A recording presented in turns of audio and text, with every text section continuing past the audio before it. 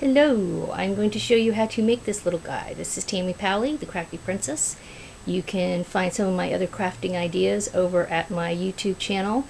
Just search for TAMMYPOWLEY and my channel comes up. You can also go over to my weblog www.tammypally.com.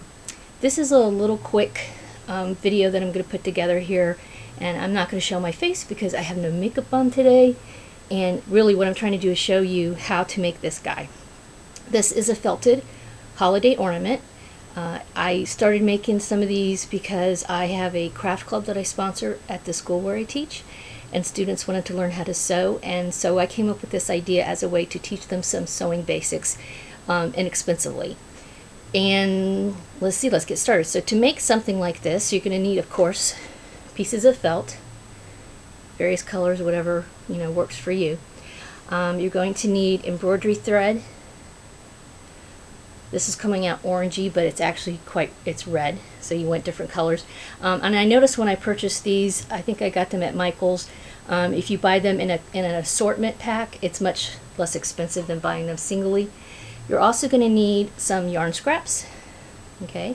Because if you notice this guy at the top here, that's what I used to add his little dangly thing that he would hang from the tree from. In addition, you're going to need some scissors. I have some nice Ginger scissors. Honestly, I did not bring these for the students to use because these are super nice, and if they were to mess these up, I would cry. But if you're doing this at home, try to get the best scissors you can, because cutting the felt, especially since you're cutting double thickness, you want some pretty decent scissors. And then of course you're going to need needle and thread. Get some needles that have fairly large eyes, because since the embroidery thread's a little thick, it's thicker than regular sewing thread, you are going to want something with, doesn't have to be a huge eye, but something that you could probably fit like 3 strands of the thread through. Also some pins, straight pins. I like the longer kind used for quilting, but straight pins of your choice. And then you're going to need something to stuff inside of this guy, because obviously he is double layered and stuffed. I ended up using the scraps after cutting him out. I took the scraps of felt, cut them up into tiny little pieces, and stuffed him with that. You could also use polyfill, or if you have scrap yarns, that's another. Again, you want the kind of small pieces because he's not a very big guy. Alright, so to get started, you are going to, forgot. You also need cookie cutters, because the first step is you're going to cut out your pattern or template.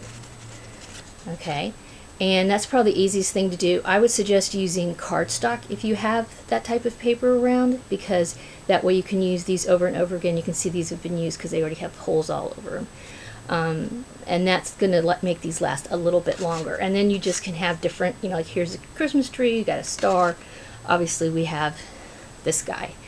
So then you're going to, I've got 2 layers here of the felt. You're going to pin him on to the felt, cut around him, and then voila, you will have 2 of these. Okay. Then this is where you can get a little creative and you can embellish him however you want. I chose to add a couple, again, this is very similar to the one I showed you. I added some buttons. I have added a face. You could also, if you have maybe younger kids that don't really want to sew, you could glue some of this stuff on. You could use glitter glue. The only things you may want to either just make him one-dimensional if you were to do that, or do that after stuffing him and putting him together. So once you have him, the one side done, and one side would be plain, you put them together, okay, and you're going to start stitching around. And like I said, I use the running stitch.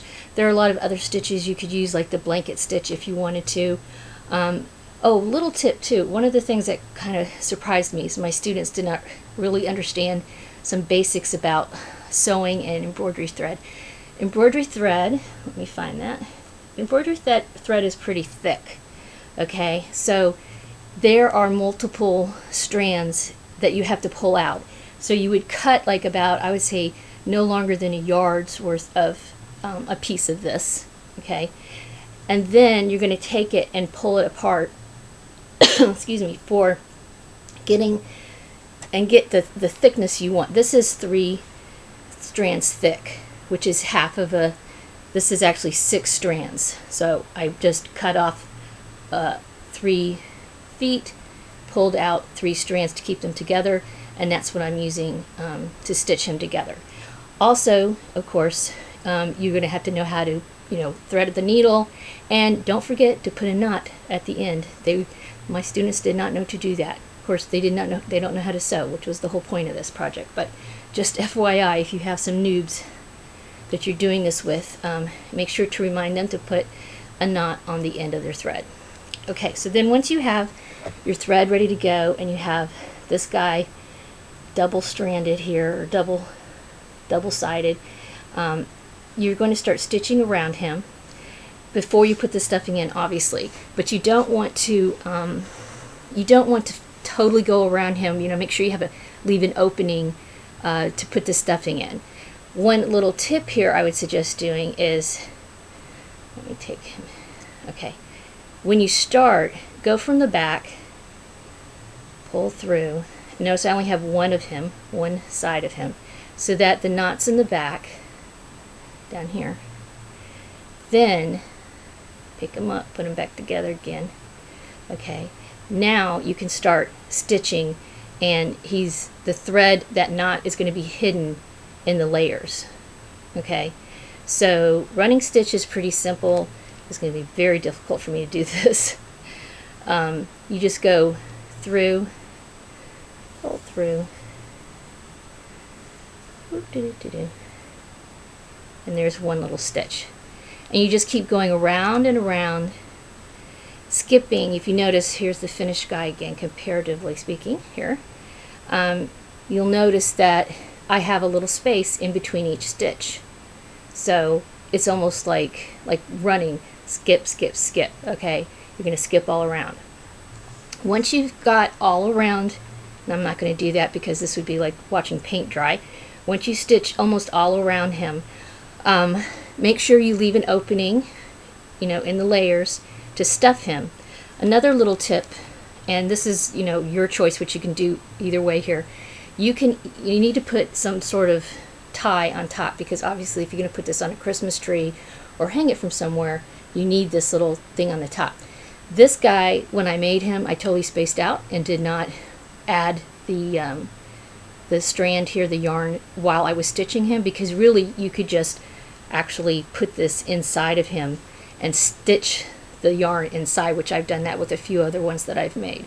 But say you forget, or you prefer to do it this way, you can make him, then all I did was again take some embroidery thread and stitch the here, I'll get that close up there, and I just stitched the yarn to the top of his head, and that was it. One little thing to remember when you're done, of course, again, they did not know to do this. You will want to knot the ends. Make sure the knot's on the back so it's not super obvious. You can see it right there. Point to it right there. You're going to knot it a few times, trim it off, and he is done. And they made some really cute ones. Again, you can use buttons as embellishments, but you could also use things like little bits of lace or ribbon. Rickrack would look really, really cute too if you have rickrack scraps. So yeah, this is the guy. Little gingerbread man, felted ornament. Hopefully you can make some of these, and this would also be a really good fundraiser.